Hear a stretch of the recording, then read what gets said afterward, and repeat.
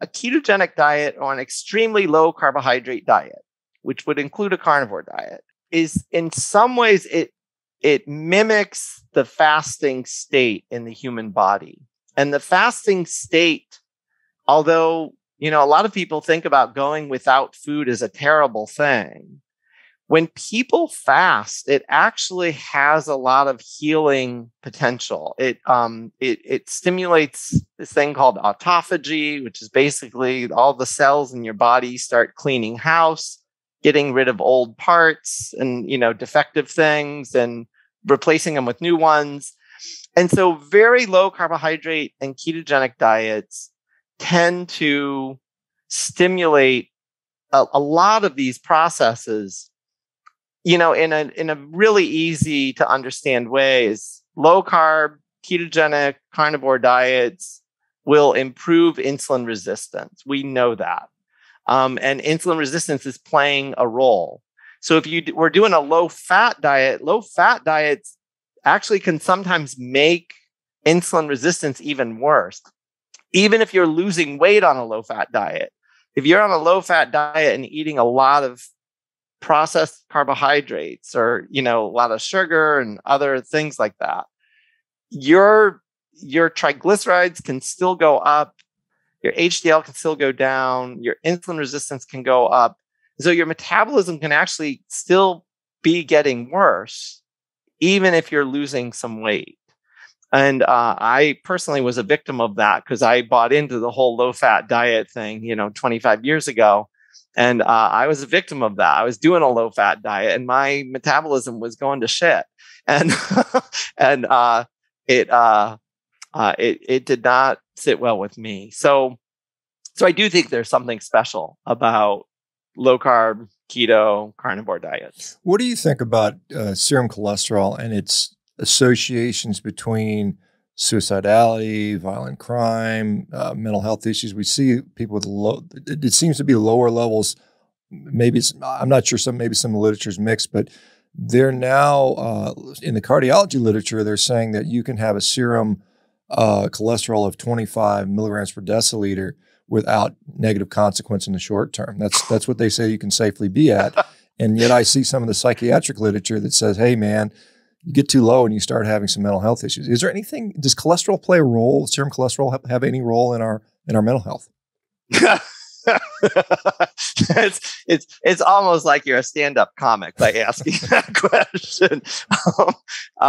So for those of you who don't know, cholesterol is actually one of the backbones of a lot of cells in the human brain.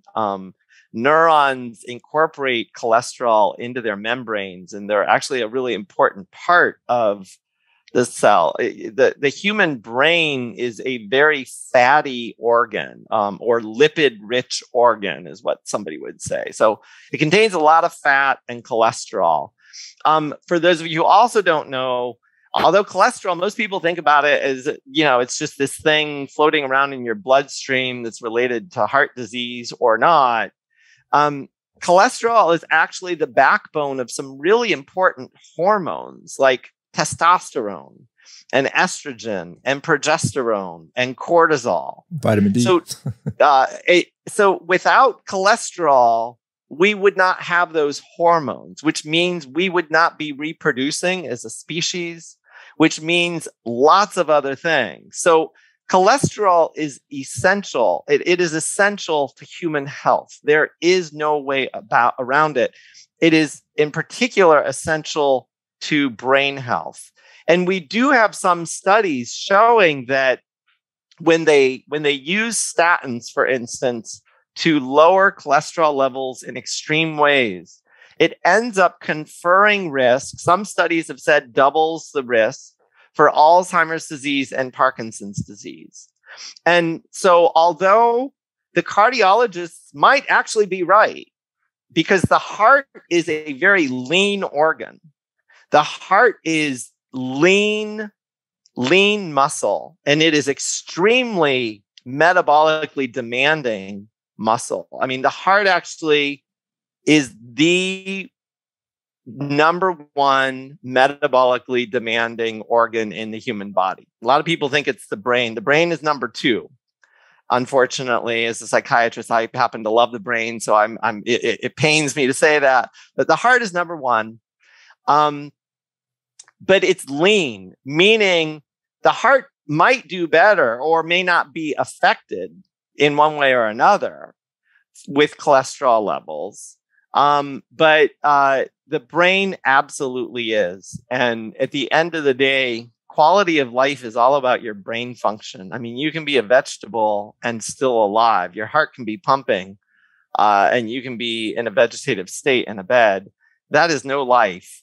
And I know that's kind of extreme and exaggerated, but having Alzheimer's disease and having your heart still pump is not necessarily an ideal outcome for any human being. So I think the cardiologists are really misguided. They need to think about the whole human body and not just the heart.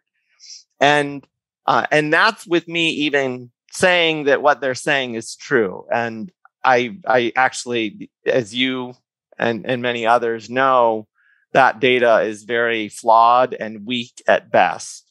It is not at all clear that lowering LDL cholesterol in particular is going to do a whole lot for heart disease. I think lipids play a role. So triglycerides play a role in heart disease. HDL cholesterol probably does. And LDL cholesterol might in like a 10% increased risk kind of thing. And that, if it does, I suspect it's probably about having high levels of LDL cholesterol in the context of high levels of inflammation and insulin resistance. So if people have high levels of insulin resistance and inflammation, it means their arteries are probably also inflamed, and that might make them more porous to LDL cholesterol for some reason. And some of that LDL cholesterol can seep in places where it really shouldn't be. And maybe that can cause problems. I don't know. But as you all know, it's a huge hot potato, and the debates are crazy and really kind of almost violent.